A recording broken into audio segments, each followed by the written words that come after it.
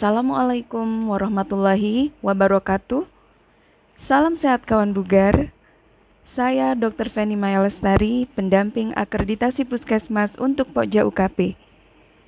Siap membantu teman-teman dengan cara yang simpel dan mudah untuk pemenuhan dokumen dan instrumen akreditasi yang diminta. Kali ini kita belajar bareng tentang standar 3.5 yaitu terapi gizi. Mohon bantuannya teman-teman, sebelum kita belajar bareng, teman-teman bisa subscribe, like, dan share sebanyak-banyaknya. Jangan lupa juga tekan tombol loncengnya agar teman-teman terus bisa mendapatkan konten-konten mudah dan simpel tentang akreditasi Puskesmas dari saya. Kali ini kita belajar tentang terapi gizi, nanti akan saya sampaikan RDOWS. RDOWS-nya apa saja yang ada di standar 3.5. Untuk pengenalan, terapi gizi adalah pelayanan gizi yang diberikan kepada pasien berdasarkan pengkajian gizi yang meliputi terapi diet, konseling gizi, pemberian makanan khusus dalam rangka penyembuhan pasien. Kunci-kuncinya teman-teman, pemesanan dan pemberian makanan dilakukan sesuai status gizi dan kebutuhan pasien.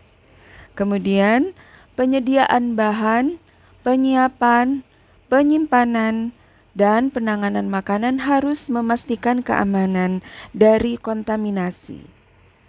Serta setiap pasien harus mengkonsumsi makanan sesuai dengan standar angka kecukupan gizi. Asuhan gizi pasien rawat jalan meliputi pasien yang dirujuk internal oleh dokter, kemudian kegiatan konseling, screening gizi, petugas yang memberikan konseling ahli gizi atau nutrisionis, dan modifikasi pola gaya hidup. Terapi gizi kepada pasien dengan resiko gangguan gizi di puskesmas diberikan secara reguler berdasarkan hasil penilaian status gizi dan proses asuhan gizi terstandar yang tercantum dalam pedoman. Baiklah, ini untuk dokumentasi di rekam medis apa saja yang harus ditulis. Dokter akan menuliskan terapi gizi pada SOAP, kemudian memberikan rekomendasi kepada pemberi asuhan gizi yaitu dietitian atau nutrisionis. Kemudian ada konseling gizi yang juga tercatat di rekam medis dan monitoring keberhasilan terapi gizi.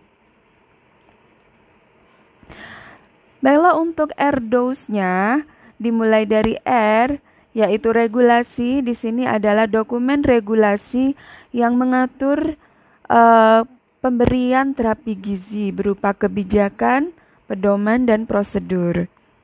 Kemudian D itu singkatan dari dokumen.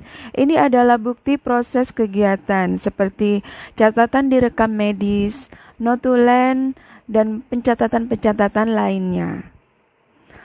O adalah observasi. Ini apa yang akan dilakukan oleh surveyor, yaitu mengamati kegiatan-kegiatan dalam terapi gizi. W adalah wawancara, di mana dilakukan tanya jawab antara surveyor dengan karyawan puskesmas. Khususnya di sini adalah dokter, nutrisionis, bidan dan perawat, kemudian juru masak, dan juga kepada pasien atau keluarganya. Serta S di sini adalah simulasi, di mana surveyor akan meminta pelayan atau pemberi layanan klinis memberikan apa yang diminta, mempraktekkan apa yang diminta oleh surveyor.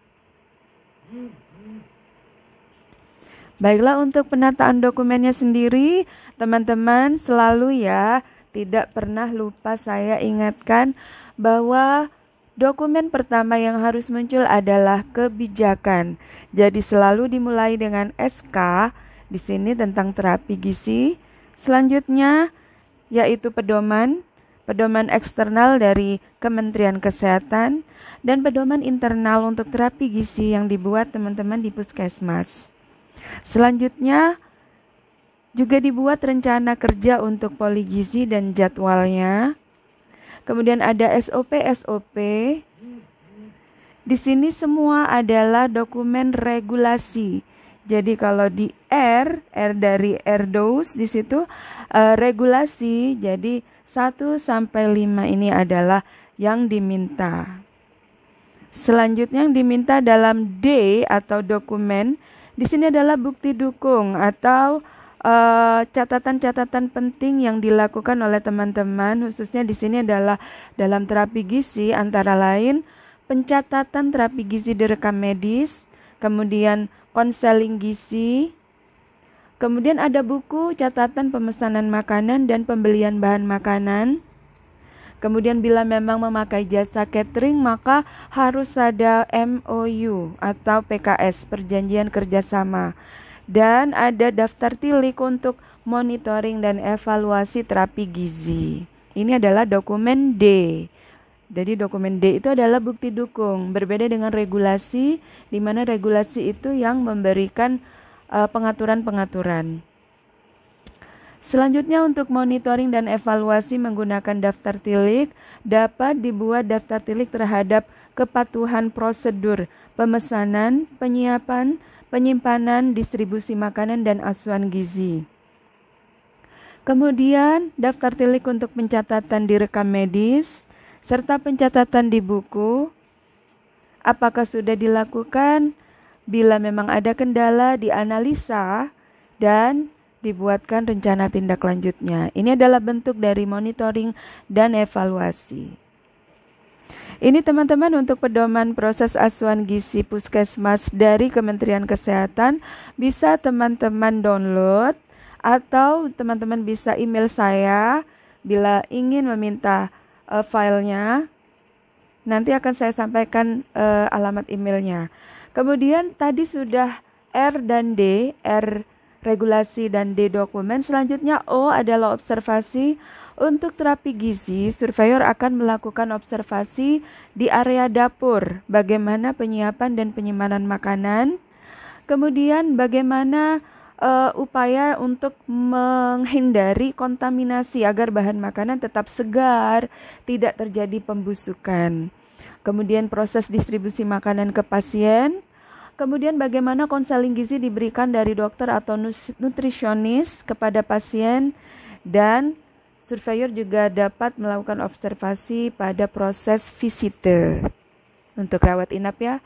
Dan selanjutnya W adalah wawancara. Di sini untuk terapi gizi, surveyor akan melakukan wawancara pada petugas gizi, kemudian dokter, juru masak, perawat atau bidan, serta pasien dan keluarga. Apakah sudah dilibatkan dalam terapi gizi?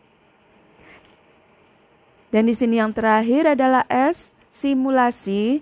Jadi simulasi ini adalah peragaan di mana surveyor akan meminta petugas melakukan atau mempraktekkan apa yang diminta. Misalkan itu adalah prosedur, maka diminta untuk memperagakan prosedur, misalkan penyiapan makanan. Untuk dokter mungkin memesan makanan kepada nutrisionis, bagaimana peragaannya. Kemudian nutrisionis memberikan perintah kepada juru masak. Juru masaknya melakukan prosedur penyiapan makanan, jadi proses memasaknya bagaimana. Dan distribusi makanan bagaimana, itu akan diminta peragaannya oleh surveyor. Baiklah teman-teman, untuk terapi gizi semoga cukup simpel dan mudah dipahami. Untuk contoh-contoh dokumennya, teman-teman bisa email saya lewat akreditasi.pkmveni@gmail.com. Mohon maaf bila banyak kesalahan. Terima kasih. Tetap semangat dan lancar, sukses proses reakreditasinya. Barakallah. Wassalamualaikum warahmatullahi wabarakatuh.